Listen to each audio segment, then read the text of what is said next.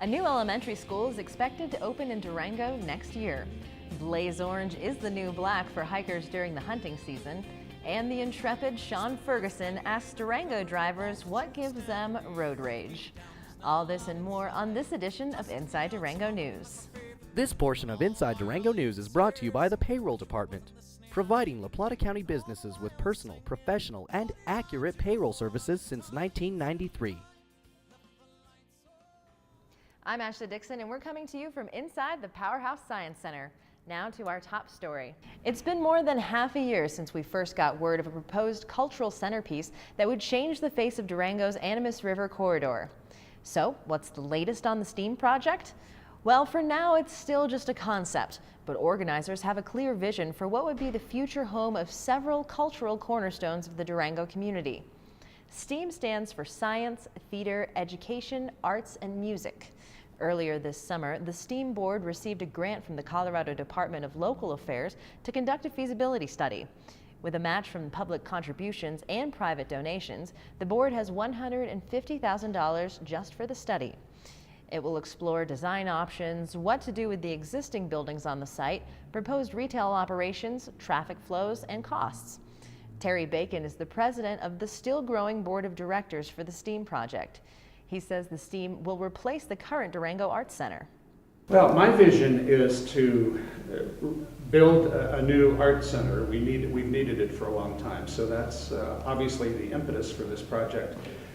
But actually, what really excited me about it was the idea of developing the Animas River corridor. Durango does very little with the river compared to other towns, Breckenridge, Denver, Pueblo, and San Antonio is probably the cream of the crop. We have a long river. The Riverwalk was a good step in that direction, but there's almost nothing to do along the Riverwalk except walk. In addition to the Arts Center, STEAM would be the new home for 5 nonprofit arts and science organizations: Music in the Mountains, the San Juan Symphony, the Powerhouse Science Center, and Durango Film, an independent film festival. The Symphony and Film Festival currently have their offices inside the Arts Center. DAC Executive Director Christy Scott says the existing building is past its prime, and a sale of the East 2nd Avenue building, estimated at just less than $1 million, would be earmarked for a DAC endowment fund. She and her tenants would welcome the move to the riverfront. I'd say in a lot of ways, the Arts Center was part of the impetus for the whole project. Generous community members such as Terry Bacon and Carol Solomon and several other movers and shakers saw the need for a new facility, primarily for DAC. We've been here since '93, and it was an old car dealership, so it's rife with roof leaks, and it's an awkward building layout to really maximize the potential of our 35,000 plus visitors per year. So DAC needing a new home was a real figure point for the whole project. So our involvement will be key, because that's our eventual goal, whether it's with STEAM on the riverfront or some other location, is to relocate to a more appropriate space. To make space for the STEAM project, the city's River Hall would have to be moved. It's currently the home of the city's Community Development Department, as well as the Durango Fire and Rescue Authority's home base. Both departments would need to find new homes. But City Manager Ron LeBlanc said that a facility master plan is in the works to do just that, and that the property is the ideal spot for the STEAM project. Well, the city has been interested in helping the STEAM Park committee, and we were successful in receiving a grant from the Department of Local Affairs. The total is $150,000 for a feasibility study, and of that amount, the Department of Local Affairs will pay half, and then the city will pay 1/4, which is $37,500, and the STEAM Park people will pay the other quarter, $37,500, for a total of $150,000. Funding for the STEAM project would come from several sources. Bacon said the board is looking into federal and state grant money, as well as private foundation donations. There's also a chance that some public tax money might be available, but it would take some doing. The city's 1999 half-cent sales tax, which funded the construction of the Community Recreation Center, is up for renewal. Based on the wants and needs of the public and City Council, it's possible that if the tax is renewed in April, some or all of that revenue could be earmarked for arts and culture. LeBlanc said the City Council wants input from the public, and a new online virtual City Hall is up and running just for that purpose. And we'll use all of those inputs to put together a park that I hope will lead people from one part of the park to another, and so on. That's how we were thinking about the design, is that you may start in the powerhouse, but you'll walk around to the science park, you'll walk around to the amphitheater, go into the indoor theater, around to art galleries and shops and restaurants and an ice cream parlor and a wine bar. All of those things to give people something more to do on the river except walk along it. You can find the survey at durangogov.com. In the meantime, the feasibility study is the key for getting the STEAM project underway. Bacon and LeBlanc said funding is in place for the study, which is expected to begin this fall and be concluded sometime in January. For more information about the STEAM Park, visit the news website at durangosteampark.org. Up next, Moni Grushkin with our top business story. Thanks, Ashley. I'm Moni Grushkin with your top business news. There's nothing like a drought to inspire creativity, and a creative solution to a chronic water shortage problem at Animas Air Park eventually will bring late-night horse water to South Durango. Animas Air Park is located south of Durango off La Posta Road in an area called Blue Mesa. A private airstrip serves small planes, and the development includes 4 private homes, 4 townhouses, and 40 or so commercial and industrial operations, including Stone Age water blast tools. The park was established in 1976, long before Walmart and the Highway 550 to 160 business corridor even existed, and long before city water made its way south of downtown.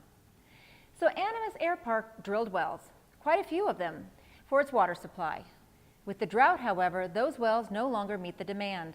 In fact, a number of homeowners and businesses, including Stone Age, have to truck in water for their supply.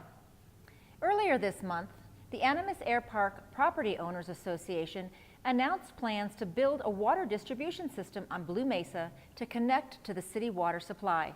The system will eventually connect to Lake Nighthorse, and when that happens, city water will eventually make its way to South Durango.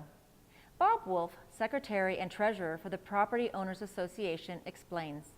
The city, when they saw what we were doing, realized that they could actually utilize some of the piping that we're going to install in the ground and eventually dedicate to the city as a part of their connection process to get from the dam and the water treatment facility to South Durango, the hospital and Walmart, etc. So that's kind of where we are. We're about to start the pipe in the background, 12-inch and 8-inch pipe. We're going to start putting in the ground today, and as it goes, we will, when we're completed with our project, we will. The city's going to bring water line up to the top of the mesa here, and they'll connect to this water pipe. And in the short term, the elevation of the water tank at College Mesa is about 40 feet above this elevation. So water will be allowed to flow backwards through our pipes and serve the customers at Animas Air Park for a period of years until the city builds a new water treatment facility over on the Bureau of Reclamation land. At that point, when water comes from Lake Nighthorse through the water treatment plant, it will then go backwards in the same pipe to South Durango. Wolf said the water distribution system will cost the property owners about $440,000. Eventually, the system will be turned over to the city of Durango. So this is going to create stability in the water system and give fire protection for this semi-desert area. We had just on the top of the hill there, you can see the remnants of the airport fire from 2 years ago, I think, maybe 3. And that was enough to get everybody's attention. One thing a drought does is it gets everybody working in the right direction on long-term water. Wolf said he expects water to start flowing on Blue Mesa by next spring. Next, your weather forecast with Scotty Smith. I'm Scotty Smith with this week's weather trivia. As daytime temperatures begin to fall, you're probably adding layers of clothing to stay warm. Coming up later in the news, you'll find out why blaze orange should be a part of your October wardrobe. First, your up-to-the-minute weather forecast. This portion of Inside Durango News has been brought to you by the Payroll Department. providing La Plata County businesses with personal, professional, and accurate payroll services since 1993. Hop on board the Peanuts Great Pumpkin Patch Express at the Durango and Silverton Narrow Gauge Railroad. There's fun for the whole family with live musical entertainment, a costume contest, hay wagon rides, games, a pumpkin patch maze, and the chance to meet Snoopy, Lucy, and Charlie Brown. This great fall event runs for 2 weekends, so get your tickets today. Trains depart the Durango Depot at 10 a.m. and 11:30 a.m. Call the depot or visit durangotrain.com for details and reservations. This portion of local news has been brought to you by Alpine Bank. Locally owned, locally operated. Alpine Bank. I'm Ashley Dickson reporting to you from the Powerhouse Science Center. A $5,000 grant is making a world of difference for students who are learning to speak, read, and write the English language. Earlier this fall, the Bank of Colorado awarded $5,000 to the Durango Education Foundation to fund a new program to improve reading instruction for English language learners. Animas Valley Elementary teacher Kelly Von Straw conceived the idea after learning about a groundbreaking method of teaching reading to non-English speaking students from the Center for Applied Linguistics in Washington, D.C. Von Straw and Animas Valley principal Lisa Schuba wrote a grant to extend the program to all schools in the district. Okay, so for instance, if you're learning a new language and you're sitting in a classroom that's flooded in this new language, you may not be able to differentiate each word that you're hearing. So providing visual support for each word, because as a language learner, those words might all just blur together into a garbly sound, and then how to identify that, what I see as letters, and associate that with the sound of a word is important. Another difference is in the English language, we have a lot of what we call sight words or red words, which are words that cannot be sounded out or phonetically figured out. A word like said, for instance. And the English language learners might be able to visually memorize what that word is, but they might not note it in a context of reading if they don't know what that word means. And it's past tense, so that makes it harder. So rather than just rotely teaching them red words and sight words, we teach it in context. This is the word said, S-A-I-D, said. In a sentence, I said my name, said, so that they can understand that that's one word and what it means, and then also what it looks like. Von Straw attended trainings in Washington, D.C. last summer and began training teacher leaders whose classrooms will become literacy labs where other teachers can come to observe how they incorporate methods to teach English language learners in the regular classroom. The English language is notoriously tricky to learn. Think of all the homonyms you have to figure out, like whine the drink versus whine when you complain. Reading is even more complex. The word read and the word read are spelled the same. So how do you figure out which is which?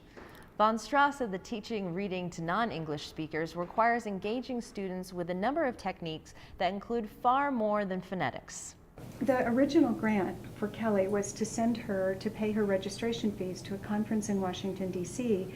to learn the technique, the skill set for teaching ELL kids to read. It's a different skill set than teaching kids who are already fluent verbal English speakers. So the original grant covered her registration for that conference, which is $1,000. And we were really pleased with it. She came back completely charged, absolutely ready to just spread this information throughout the district, but without the resources to do that. So the Education Foundation submits 3 nominees every year to the Bank of Colorado for their Wonderful Innovation Award that they give. And this year they invited us to submit grants that had dreamed a little bit bigger. So I called Kelly and told her that the foundation would very much like it if she would dream bigger. Our other 2 nominees were already big dreamers. So I asked her to dream bigger, and she and her principal, Lisa Schuba, took a weekend of their summer vacation and created a program that will have this wonderful impact on English language learning students in all the elementary schools in the district. It's a powerful grant. Von Straw says the new methods are expected to significantly boost students' reading skills. Currently, more than half of the district's English language learners are on remediation plans. In the meantime, Bank of Colorado spokeswoman Melissa Caskey says the bank supports the program because it's good for the kids and it's good for the community.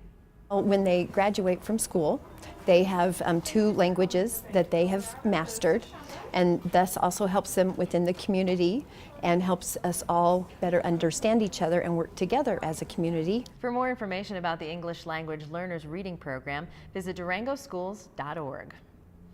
For the first time in years, Durango School District 9R had to deny requests by out-of-town parents to enroll their elementary students at in-town schools.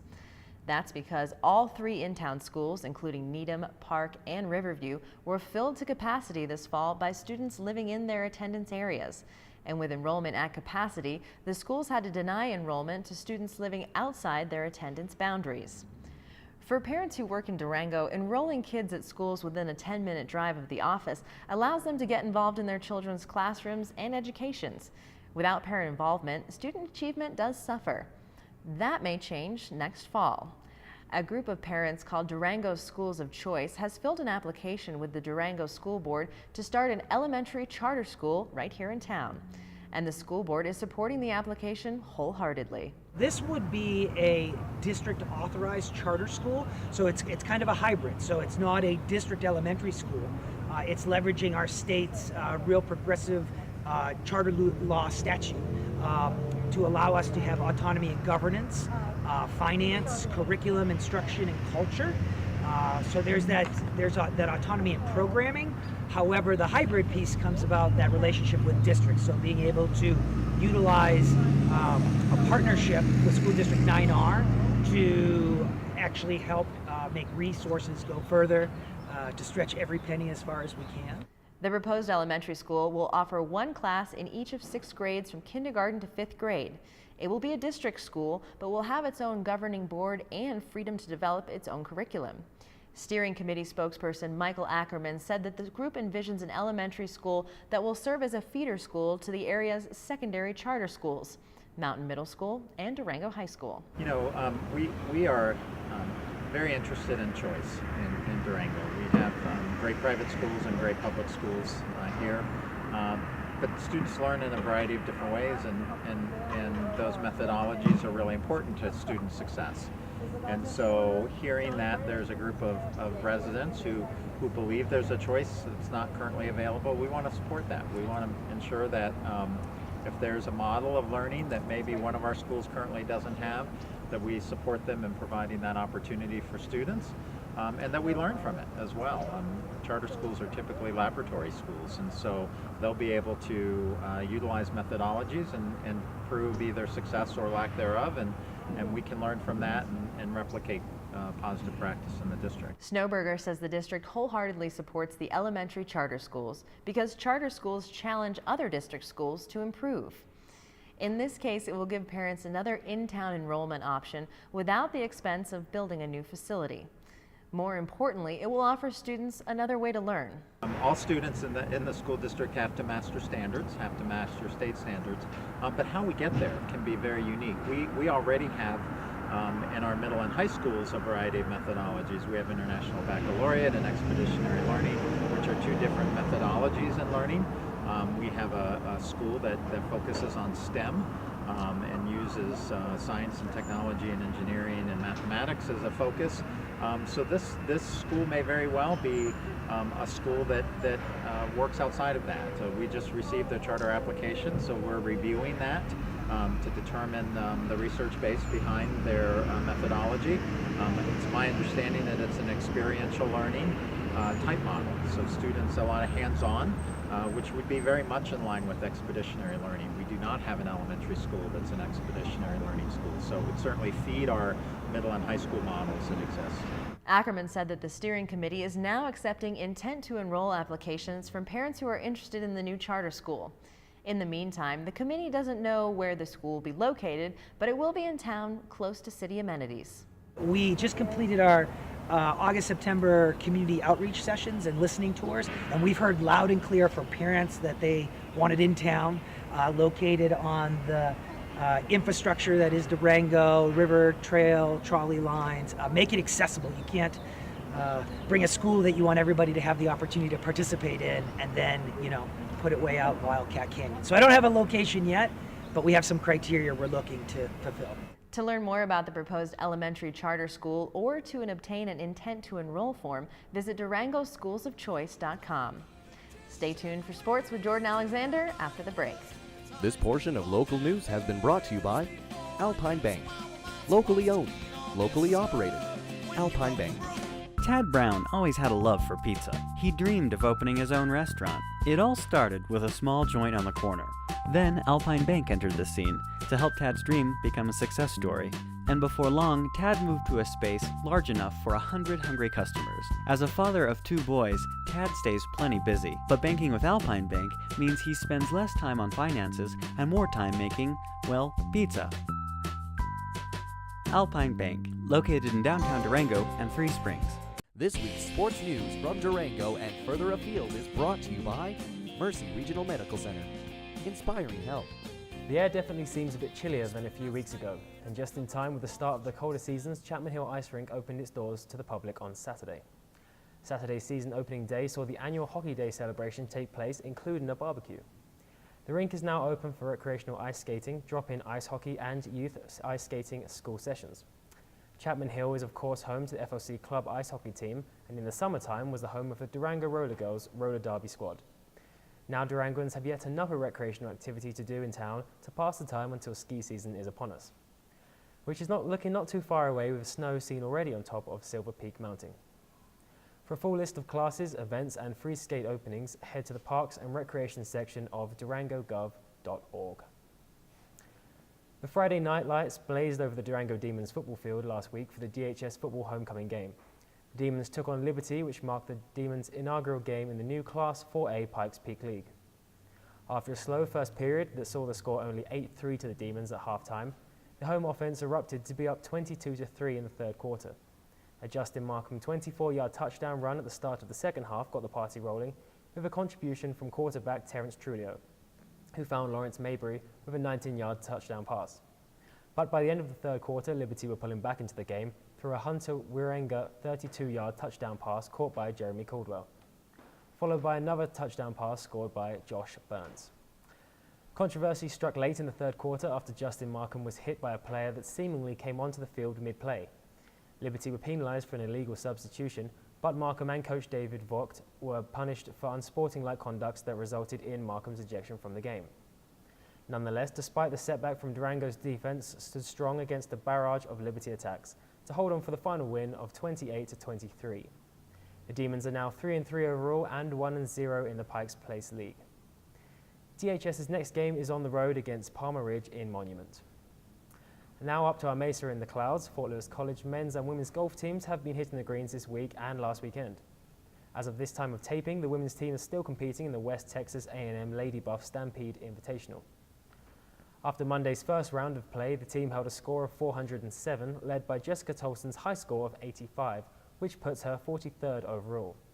Lauren Trulio is tied for 69th place after her first round score, 96. FLC softball student assistant coach Lindsay Blythe carded a 106 for 75th place, and finally Jordan Bonney and Miranda Crawford hold 78th and 77th place respectively, with Bonney on 120 and Crawford 2 strokes behind. The men's team competed over the weekend at the University of Wyoming Cowboys Southern Dunes Invitational. The tournament ended on Sunday, and it was Joshua Woodworth who led the Skyhawks, claiming 30th place overall after a 3-round score of 228. Woodworth scored a 76 in the first round, followed by a 72 in the second, but lost the pace in his third and final round to card an 80.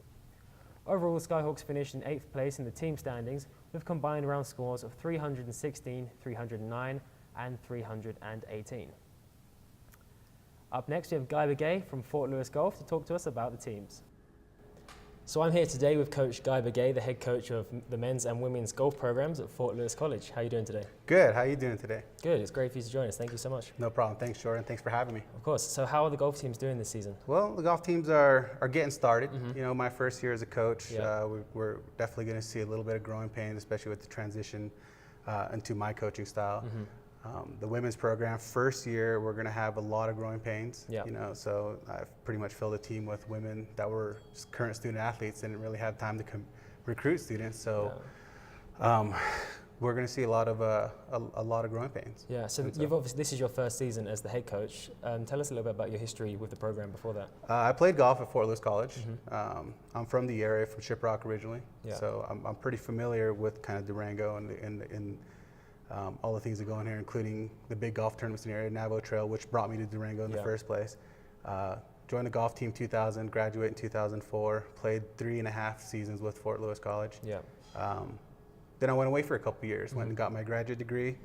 And then I came back as an assistant coach and been coaching ever since. So that's kind of how long I coached under Coach Bud Anderson, who was the head coach when I came on as assistant and was also my coach when I played there. And then he resigned just recently and opened the door for me to take over the program. And you've not looked back ever since? Not looked back. And I'm looking forward to this. This is going to be great. I'm having a whole lot of fun. The kids are having fun. I think they enjoyed the transition. And we're basically feeding off each other left and right and just trying to get better as a golf team. Yeah, so with the new women's program, obviously as their first year, they're going to be a bit rusty. In the next few years, how do you see them progressing and how do you do that as a coach? Well, first of all, the girls that are on the team now, these are the girls basically straight from the student body. So without the time to recruit some girls, throughout the summer, and I didn't have that time. So now that I'm here as a coach, we're already starting a recruiting program. So we're looking at bringing in maybe 3 or 4 players next year, and hopefully we can attract some top players. And as we progress as a team, the more interest we'll get from better players throughout the country.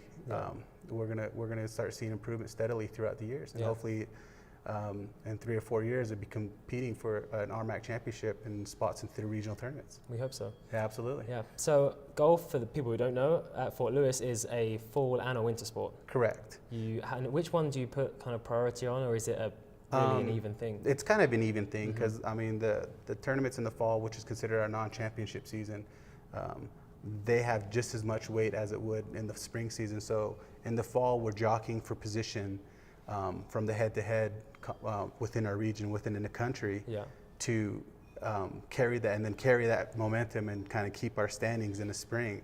And kind of where we are in Durango with the amount of snowfall we get, we want to make sure we have a really solid fall season so we can carry that into the spring. So we can just pretty much earn our way into the regionals. Now I've been looking at the schedule and I haven't seen anything at the Hillcrest Golf Course yet. And is that our home course? Are you allowed to use that as a Absolutely. And Hillcrest has been a strong supporter of Fort Lewis golf. With the men's program for as long history that it's been here in Durango and at Fort Lewis. And now the women's program, they've opened the doors to the women's program. We have pretty much full access, and we thank Hillcrest and the board of directors there and all the members at Hillcrest for allowing us to come and use the facilities pretty much with as much support as we can possibly get, and that's our home golf course.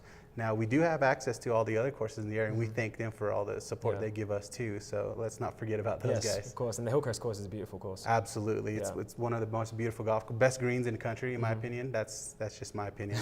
But some of the best greens in the country, and definitely now some of the best views in the country as well, coming off that edge. Well, thank you so much for joining us. It's been very enlightening for me and hopefully for our audience. No problem. Thank you, Jordan. Thank you. After this, Moni Grushkin with the business news. This week's sports news from Durango and further afield is brought to you by Mercy Regional Medical Center, inspiring health. Inside Durango TV is all about community. That's why we want to see you on TV. Submit your videos and we'll air it on our various television channels.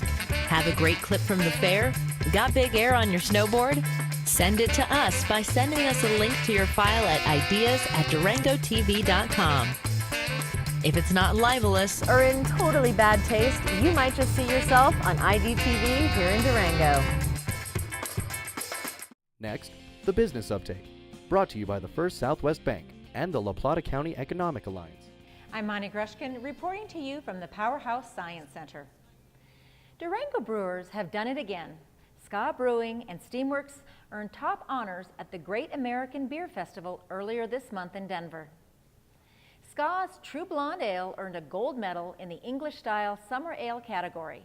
Steamworks received a bronze for its Backside Stout in the Oatmeal Stout category. More than 700 breweries attended this year's festival.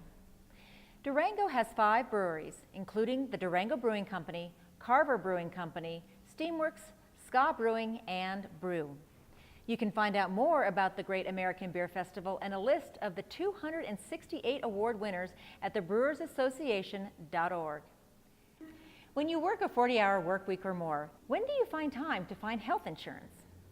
For workers downtown, the San Juan Basin Health Department will offer free counseling on health insurance options through mid-November.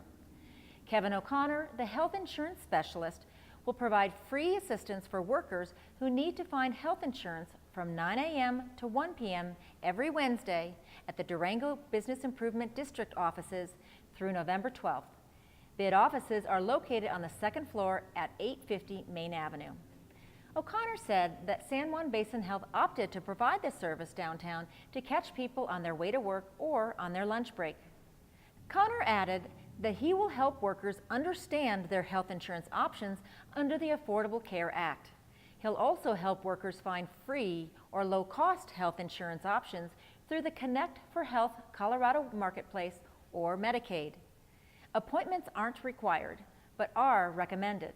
For more information about the free drop-in service or to schedule an appointment, contact O'Connor at 335-2021. Up next, an interview with Ed Moreland on his 25 years of experience as director of the Region 9 Economic Development District of Southwest Colorado. Welcome, Ed. Thank you. Thank you. We are celebrating Ed's 25th, I was going to say wedding anniversary, but actually 25th anniversary with the organization, correct? Yes. And tell me just a little bit about how you got started and what you think are some of the biggest changes or accomplishments you've seen with your time at Region 9.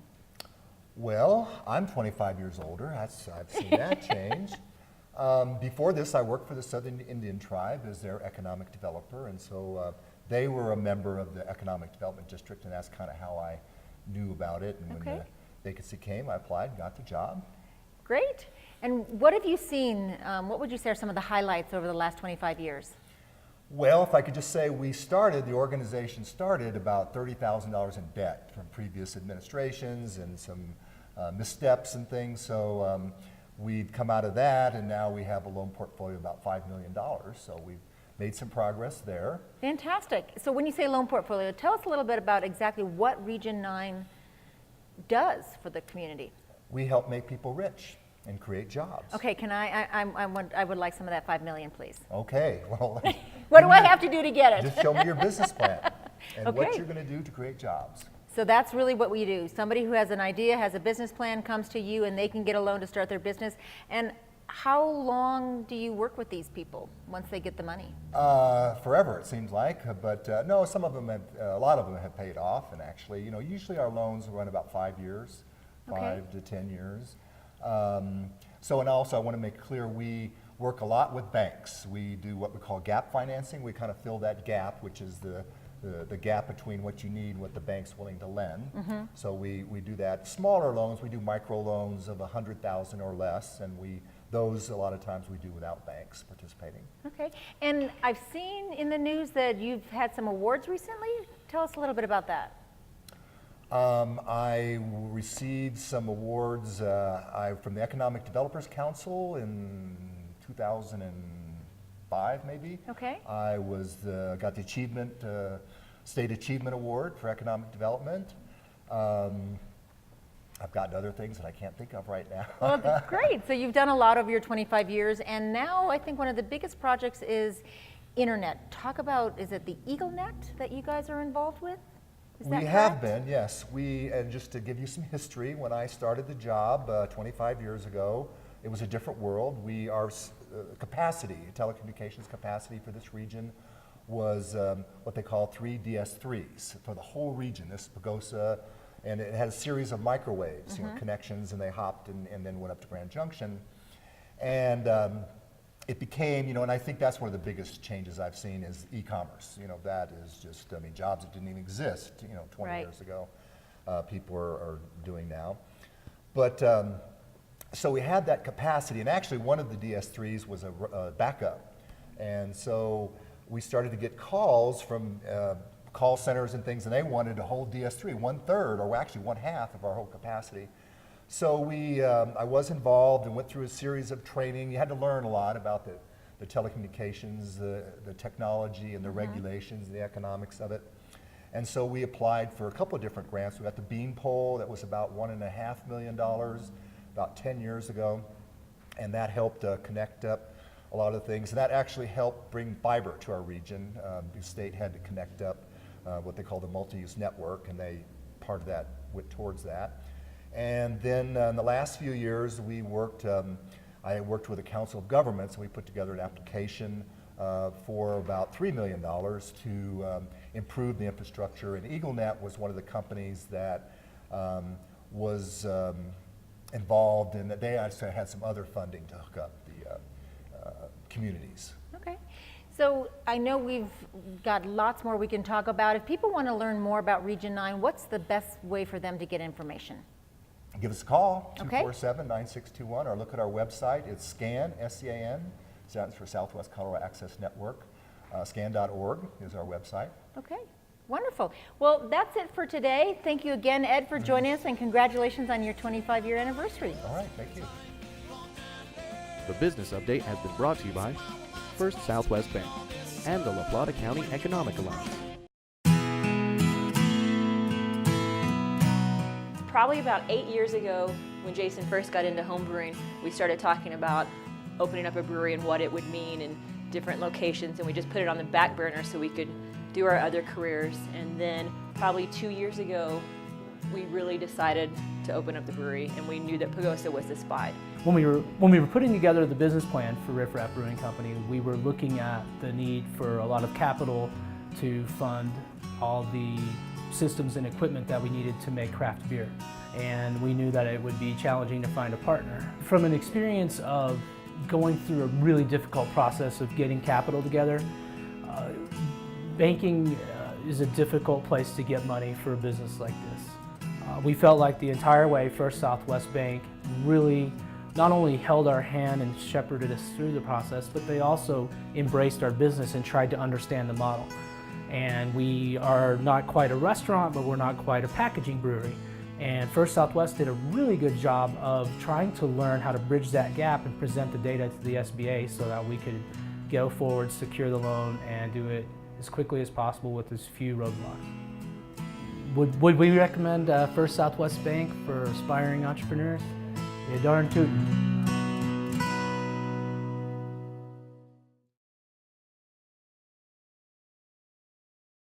Southwest Colorado Lifestyles with Ashley Dickson is sponsored by the Wells Group. This Furry Friends segment is brought to you by the La Plata County Humane Society and Pet House.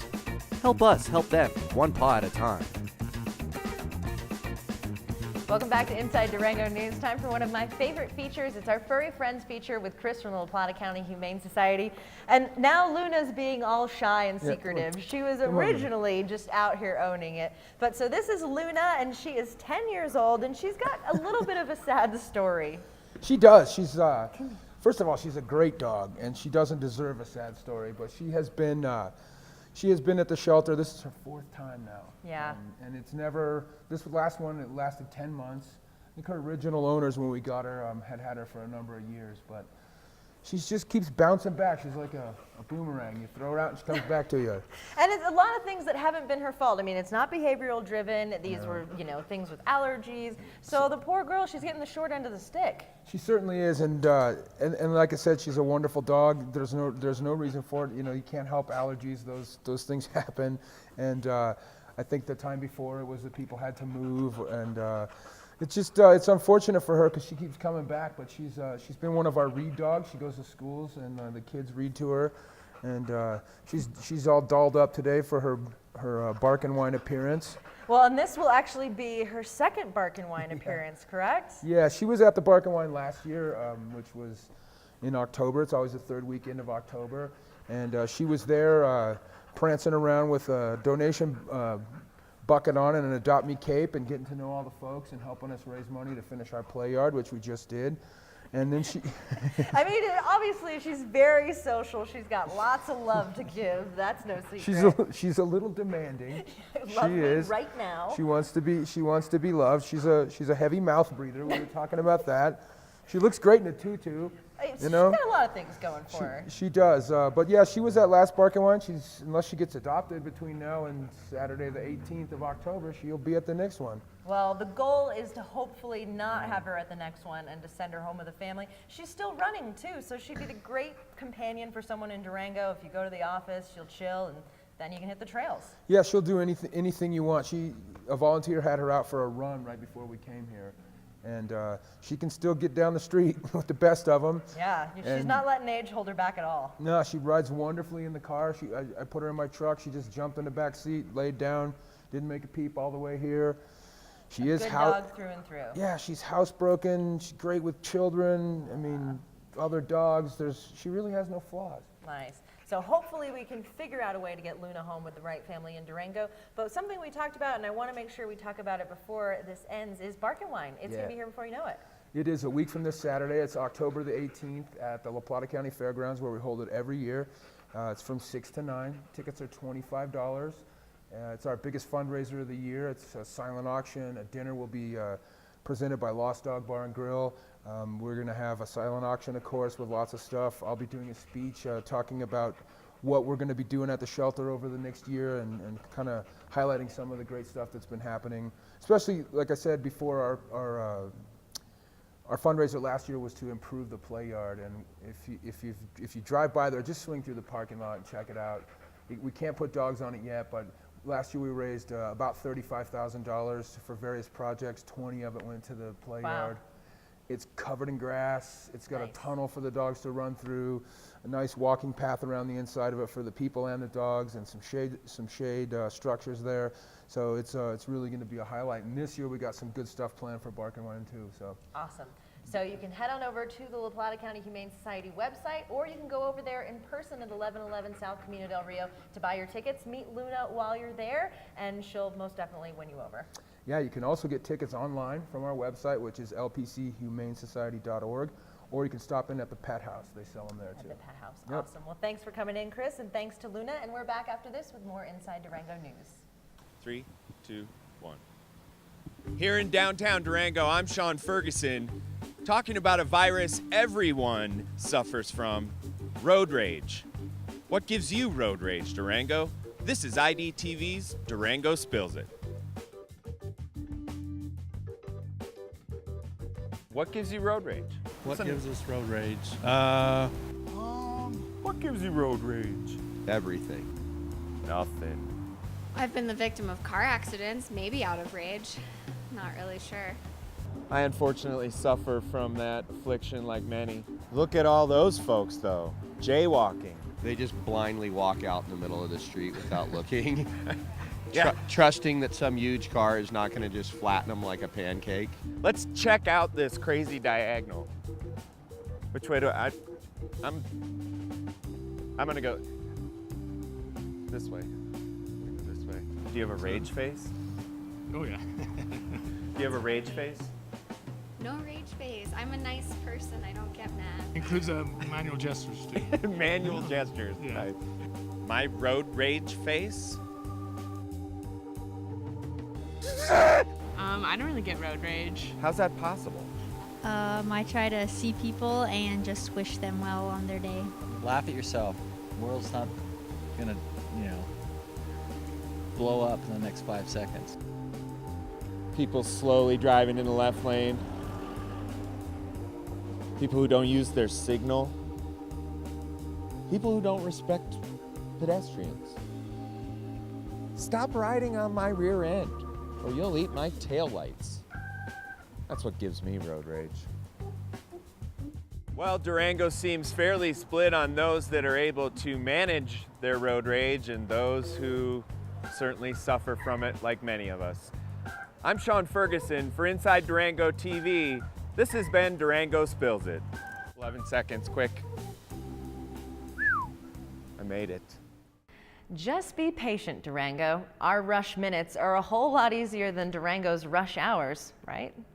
Now stay tuned for a surprise interview when Arts and Entertainment editor Ted Holtein visits with the preeminent Colorado photographer John Fiedler, who just so happens to be in Durango for a celebration of the 50th anniversary of the Wilderness Act. But first, Scotty Smith tells us why Blaze Orange is this season's new black. I'm Scotty Smith with this week's weather trivia. Big game rifle season starts October 11th, and that means hunters will be prowling the woods for deer and elk. Colorado hunting regulations require hunters to wear 500 square inches of fluorescent orange.